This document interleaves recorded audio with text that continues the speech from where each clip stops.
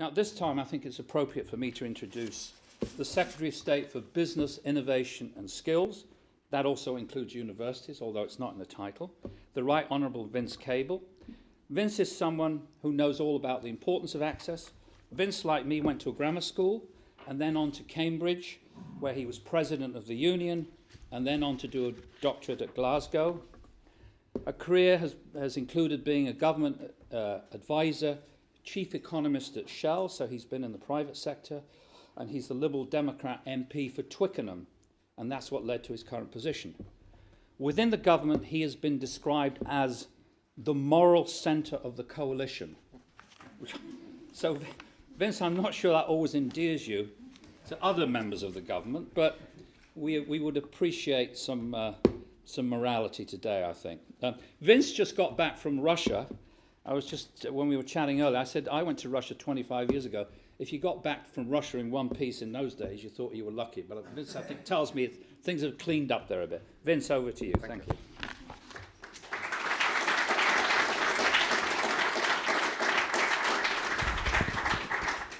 Well, thank you very much for your introduction, and I welcome the opportunity to take this event on because one of the responsibilities I now have formally in government is for social mobility. There is a small unit which was transferred to me quite recently. Of course, implicitly, I was dealing with this subject for a long time because a very large chunk of my department's budget is post-school education and many of the issues around that. And I've been trying to get my head around exactly what social mobility means. And I had one or two clues in the last few weeks. You have all seen Lisa Peters referred to it. End dominance of private school elite urges major. Former PM condemns a collapse in social mobility, and lots of stuff about posh boys in the cabinet falling out from that. Well, that's one way of looking at social mobility.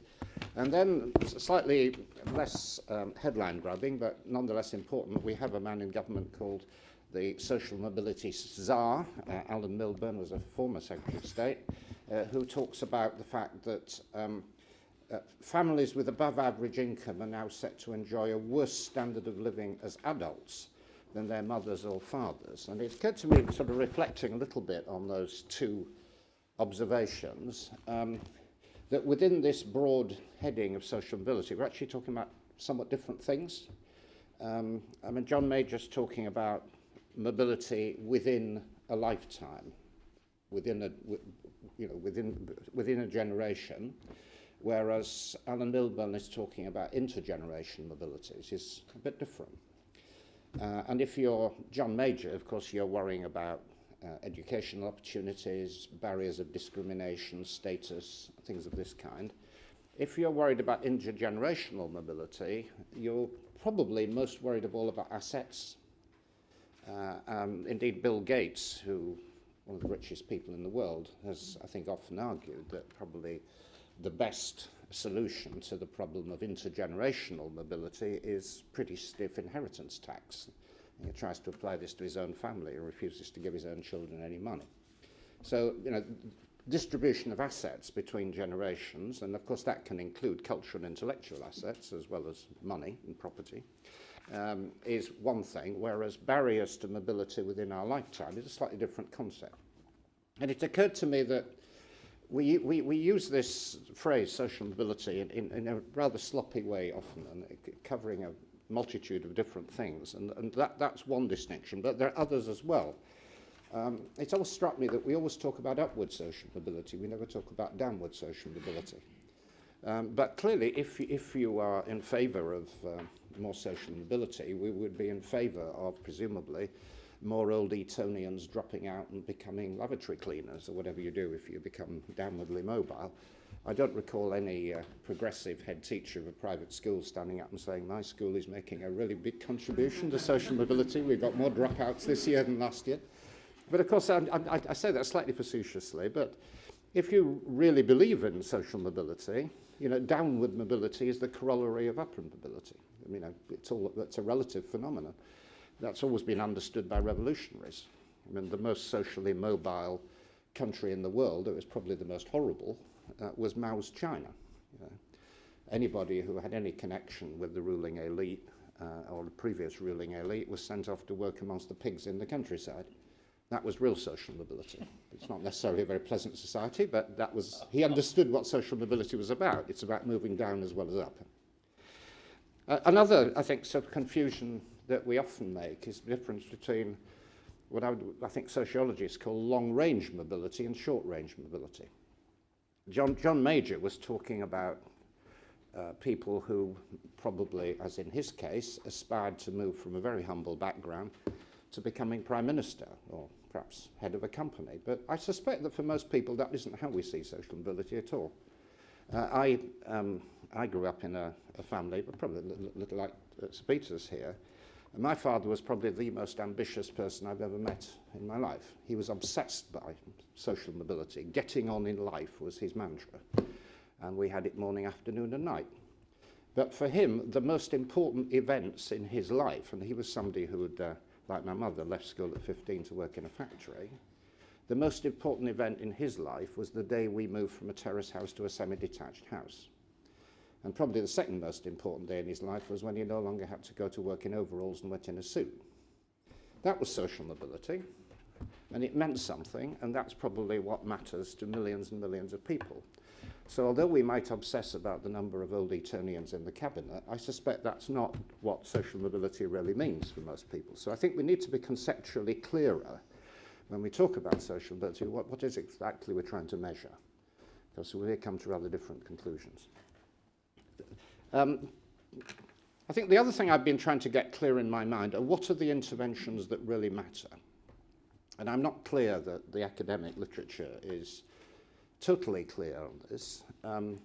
If you look at the whole life cycle, you know, early intervention, schooling, transition to work and adulthood, which of those is the most important phase for intervention if we're going to achieve more social mobility? Now, the kind of official orthodoxy is that it's early intervention, hence, you know, sure start centres and the current belief that we need to have free school meals for young children, things of this kind.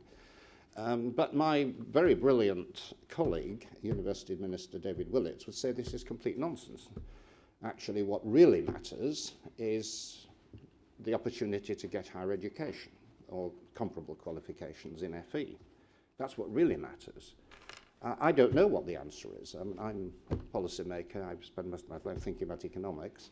I'd like to know the answer to that question because, you know, should we be diverting billions of pounds of one to the other? You know, what is the intervention that really matters? Is there a consensus? What is the evidence? And I'm not clear, to be frank, what it is. But that's by way of background. Let me just say how I've tried in my current job, and I've been in it for 3.5 years, which probably most of you doesn't sound very long, though I think I'm the longest serving Secretary of State in this current job forever, if not certainly for decades. In politics, you have short life expectancy. But probably the first big job I had to do when I came into government was deciding, as all my colleagues had to do, how do we take 25% out of our budget? This is a budget dominated by education, higher and further education. The conventional view was, well, why don't you take all the money out of further education? Nobody will notice. You know, most people in government and parliament have nothing to do with that. We all went to university, our kids went to university, so that's what really matters. So take it all out of FE. Nobody will really care or notice. And I took the view that that was completely wrong. And maybe I was over-influenced by my father, actually, who spent his life acquiring City and Guilds qualification and then teaching them, and who believed passionately in further education. I thought that was actually utterly wrong, and I took the view that if I had to make a choice at the margin between taking money out of further education and taking it out of university students, I should take it out of university students. I suspect we'd have had all the riots anyway, but I took the view that given very difficult choices at the margin, the best way I could allocate scarce resources was by concentrating them in apprenticeships and further education, and that was the priority I chose. And it was partly a belief that economically that was the best thing to do, also a belief that socially it was desirable, and that breaking that status barrier between vocational and academic education was an enormously important thing to do. But much of what's happened over the last few years can be traced back to that decision. So let me just say a little bit about how it's affected both sectors. Now, as far as the FE vocational side of things is concerned, what's happened as a consequence of that is that despite the enormous contraction that's taken place in resources because of the cuts following the financial crisis, we've had a massive increase in the number of apprenticeships. It's up almost 90% since 2009-2010. And advanced apprenticeships are up 115%. We had 520,000 starting in 2011-12. We've had about 1.5 million people now going through apprenticeships of different kinds. I think we recognised at a fairly earlier stage that apprenticeship can mean anything from 6 months learning how to be a baker in a Sainsbury's store to learning how to operate a advanced machine tool. They were very different kind of concepts. And we have been trying through reform to concentrate increasingly on higher level apprenticeships. There are some interesting academic work which shows that higher level apprentices earn something of the order of 150,000 more over a lifetime than a person with a level 3 vocational qualification and doesn't go any further. There is a big differentiator in skill training at a higher level. And we've also tried to make the system of apprenticeships and vocational education generally more employer focused through what we call employer ownership pilots.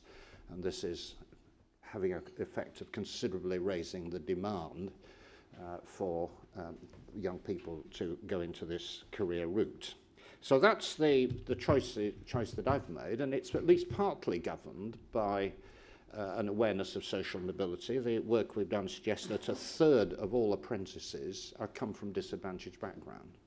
So giving them an opportunity to progress through skill level 2, 3 up to university equivalent 4, 5 is very important step forward.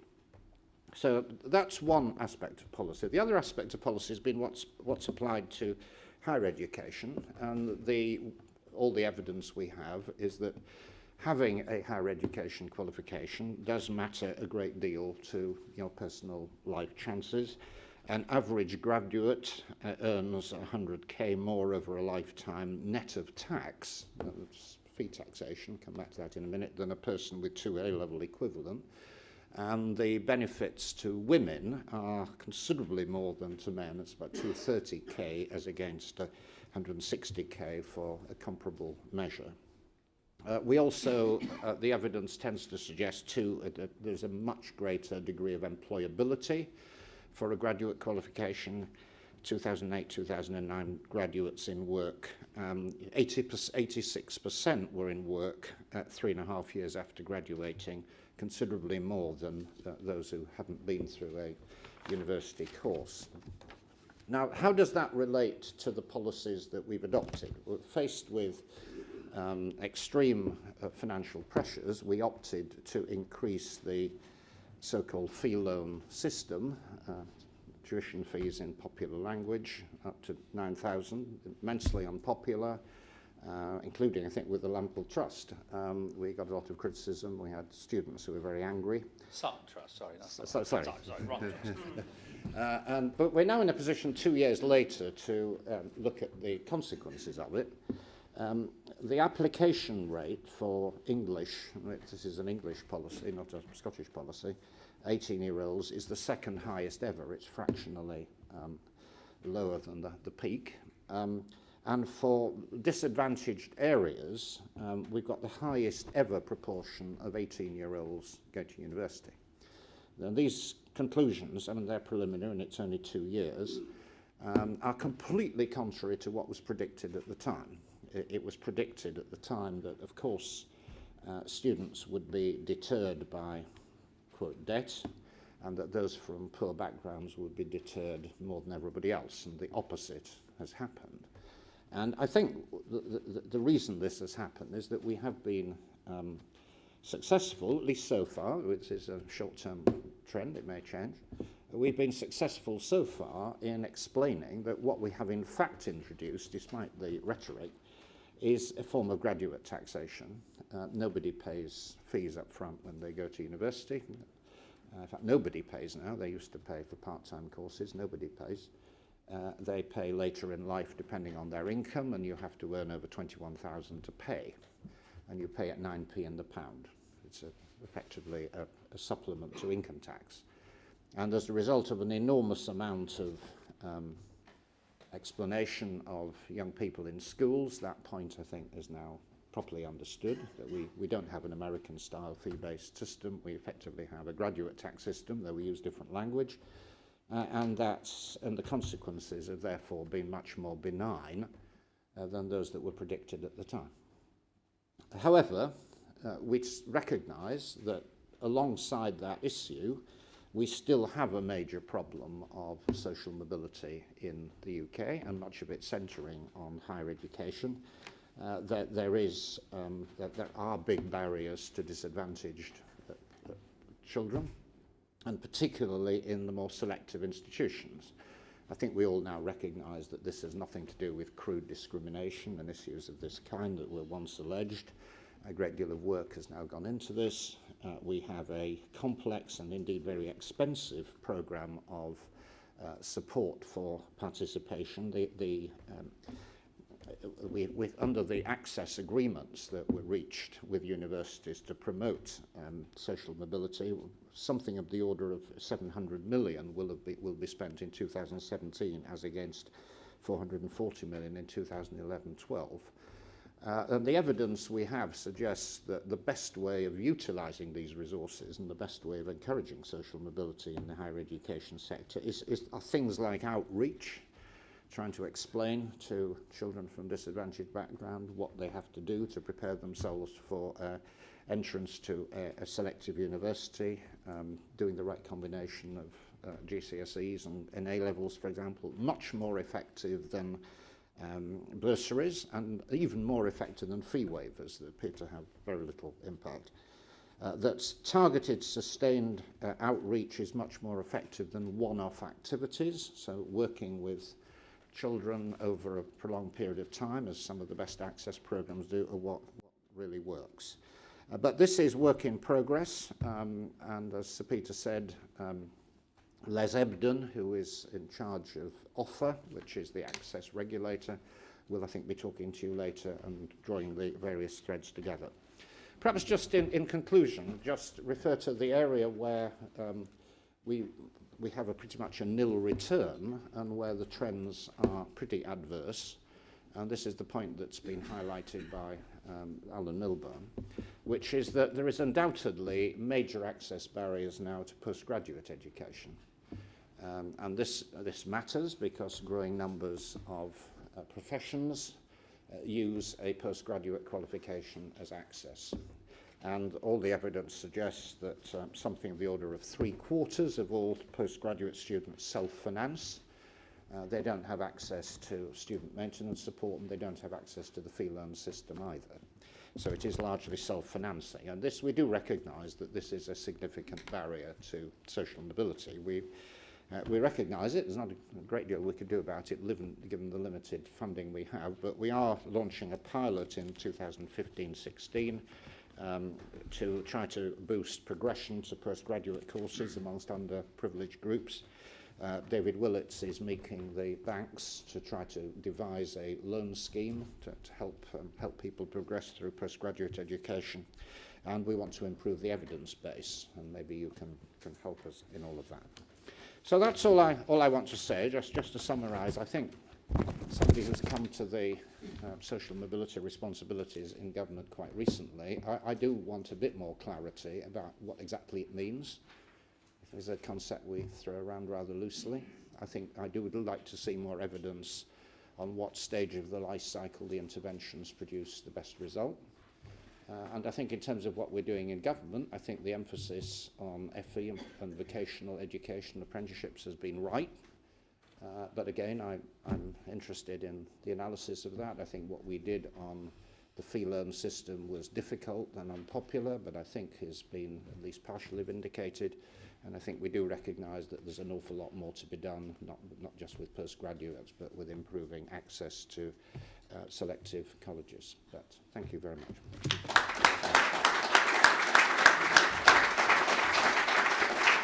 happy to take a few questions. Vince has very kindly agreed to take a few questions, and as the chair, I'm going to exert my prerogative of asking the first question. Yeah.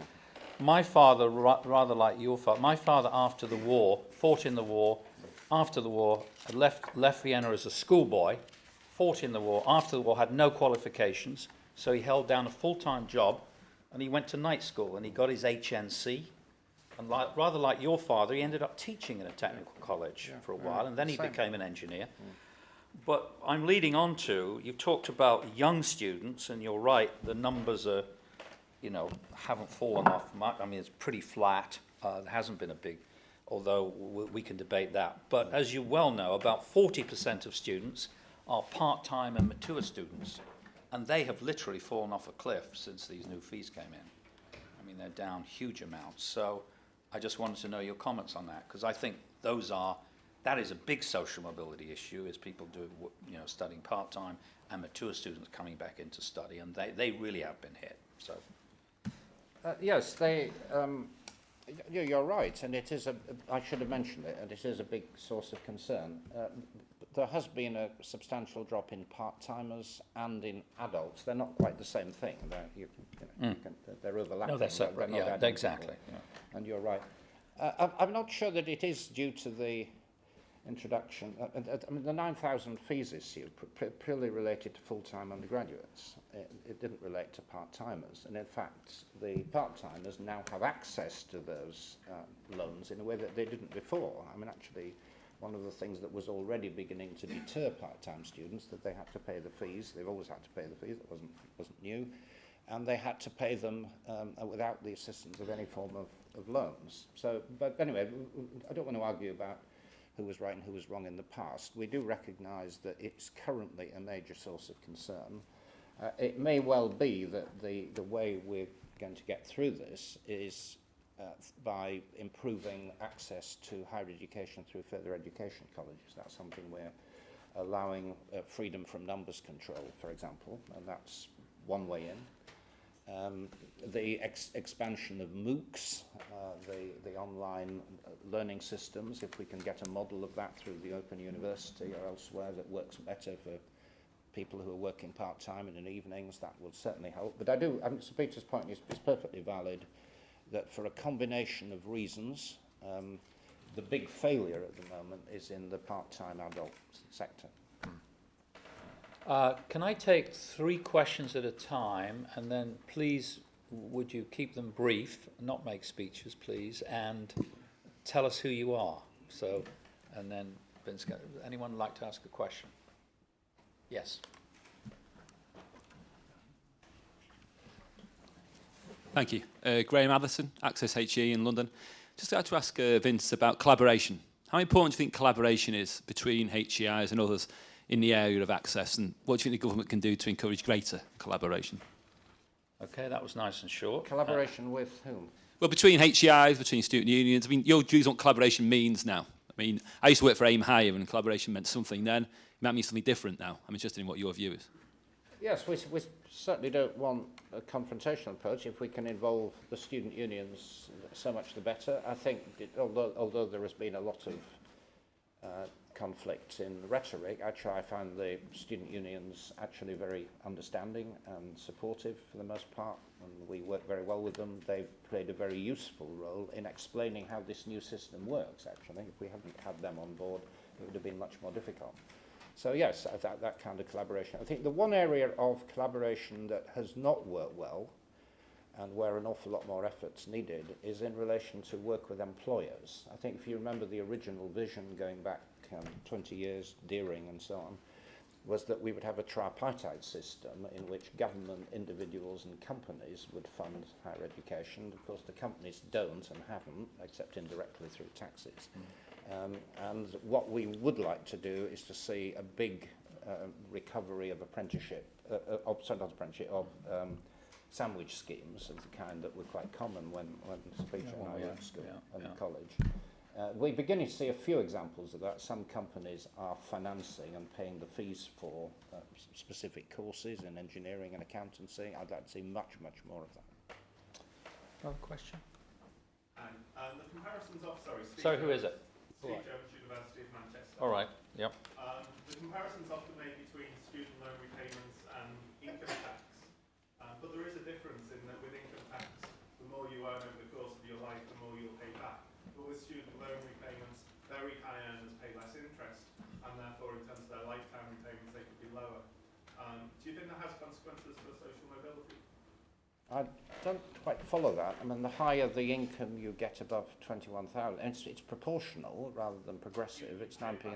Pay it back more quickly is what Yes, you're saying. yes, if you can, yes. We did look at the question about whether we should introduce a mechanism whereby early repayment was, as it were, penalised, as it would be, say, under endowment mortgage. And we took the view that, first of all, I don't think many people would actually are sensitive to that particular concern, and for wider economic reasons, we wouldn't want to discourage people from repaying earlier if they have the will and means to do it. But you're right, technically, that there is an issue there. Yes. Richard Friend, Pathways to Law. They're bringing you a microphone, Richard. Just, yeah, okay. Richard Friend, Pathways to Law. What role do you see your department have, or government having, in encouraging further liberalisation of access to professional status and careers, liberalisation of professional entry requirements, for example, among the professional bodies? Granted, your point about the importance of the costs of postgraduate professionally related education at the moment. Yes, well, my colleague David Willits, I think, has a whole series of committees and groups working with the leading professions to try to examine how we can open that up. It is a major problem.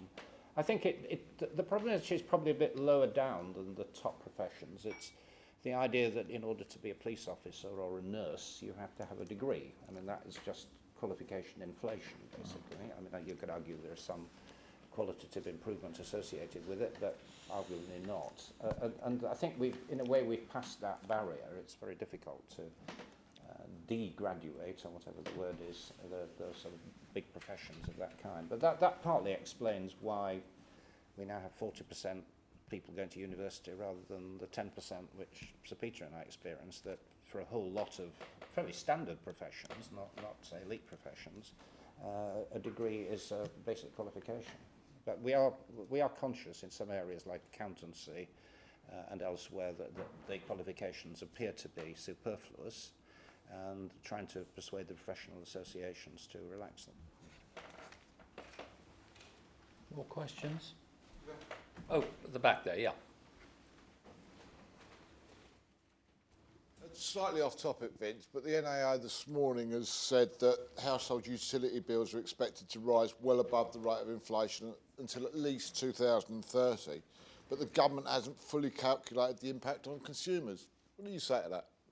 Well, as I think I told you outside, I've just come back from Moscow from promoting British exports. I haven't fully briefed myself on the NAO report and responses to it. I mean, but the simple point is that if we're going to make large-scale investments in whether it's in renewable or non-renewable energy, whether it's nuclear or offshore wind or gas, large-scale investment is going to be required, and that is going to have an effect on consumer bills. And my main concern in my current job is to try to prevent serious damage to our energy-intensive industries, which of course are under the cosh, and we're working towards getting a compensation programme for them.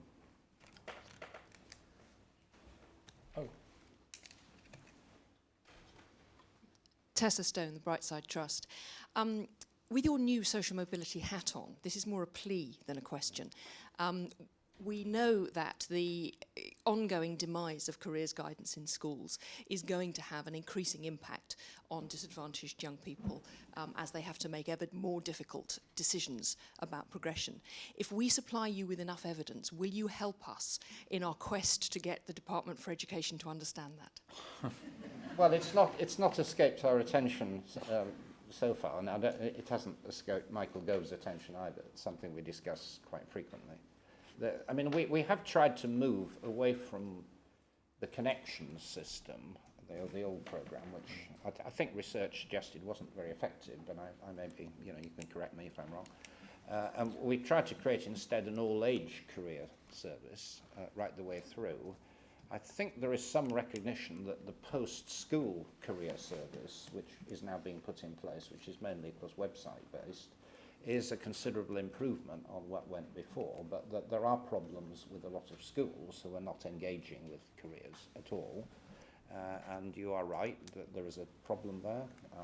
The Secretary of State's already well aware of it, but I'm very happy to throw more ammunition in his direction if you give it to me. There you go. Hi. Over there, yeah. Hello, Kathleen Hood, University of Edinburgh. Peter mentioned the use of contextual data in admissions, which we're all doing, bringing in students with the potential to succeed in our universities. All of our research shows actually that school type has a bearing on that. State school students tend to do better in selective universities than independent school students.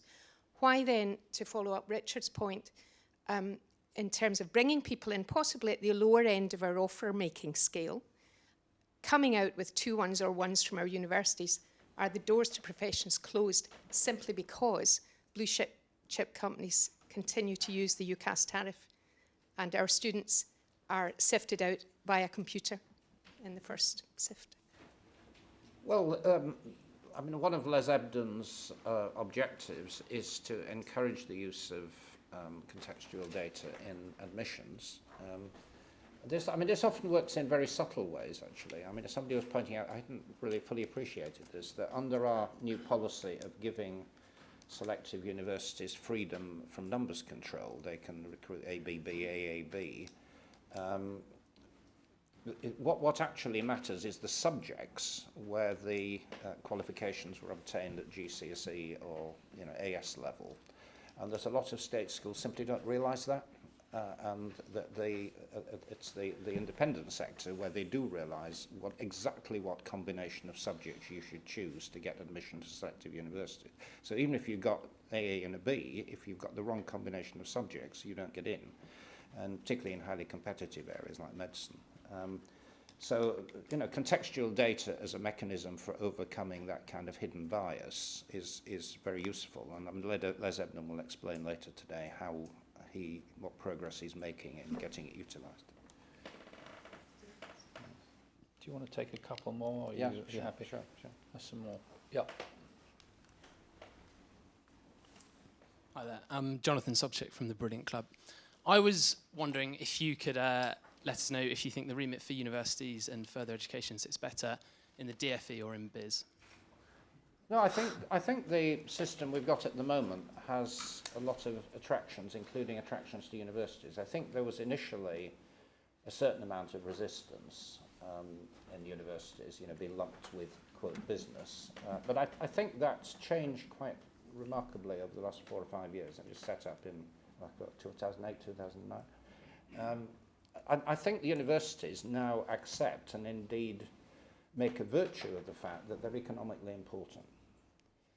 We've just had a report by Andrew Whitty, who's head of GSK, demonstrating just how important universities are to local economies, for example, through their spin-outs, but also the income generated by lots of students. I mean, a place like Manchester is totally transformed by having universities in the core of the city. And so universities thinking of themselves as contributors to the economy, I think, is something they now realise is an asset rather than as just finishing schools.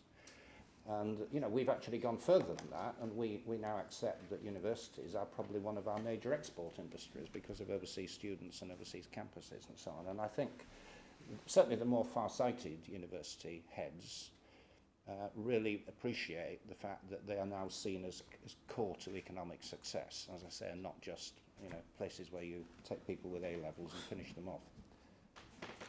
We take 2 more questions. Is that okay, Vince? And Yeah, we'll move. yeah. Okay.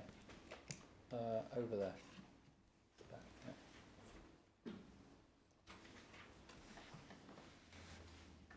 Hi, it's Sally Power, Cardiff University.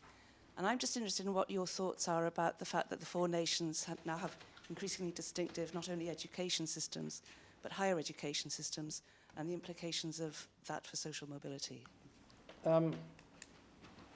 Well, I think if you believe in kind of decentralised decision making and a kind of federalism in the UK, which I do, and certainly my party is very strong on all of this, then you celebrate the fact that we have diversity and different systems. So we don't see it as a problem. What I would worry about, I mean, I've not gone into the detailed arithmetic of this. If I were in Scotland, I would, I think, be worried in the long term about the sustainability of their system.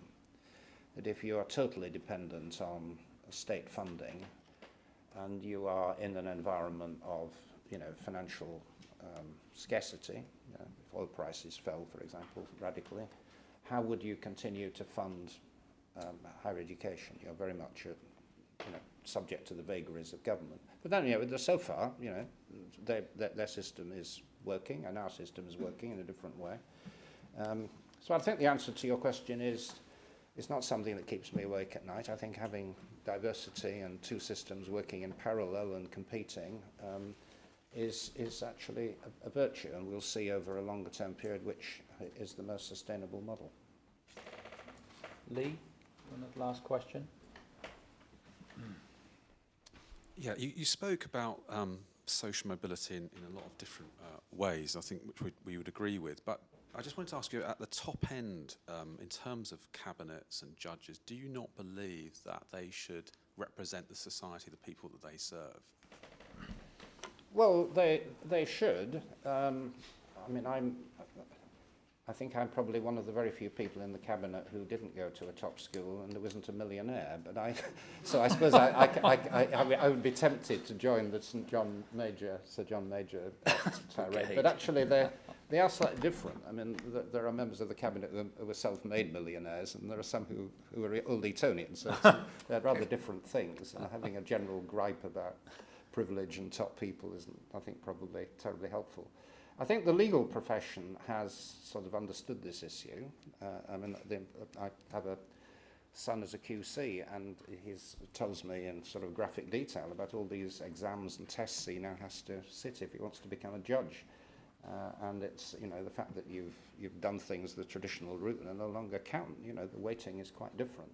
There are quite big efforts now being made to make the legal profession more well, sort of, I wouldn't say egalitarian, but certainly more diverse. And interestingly enough, the one profession that is least diverse and has the highest degree of inheritance is journalism. I don't know whether at the back that point's been registered. No, we've looked at it, you're right. It's right up there. Vince, thank you very much for opening our summit. Done a great job. And let's all give Vince a big hand. Go tame the Russians.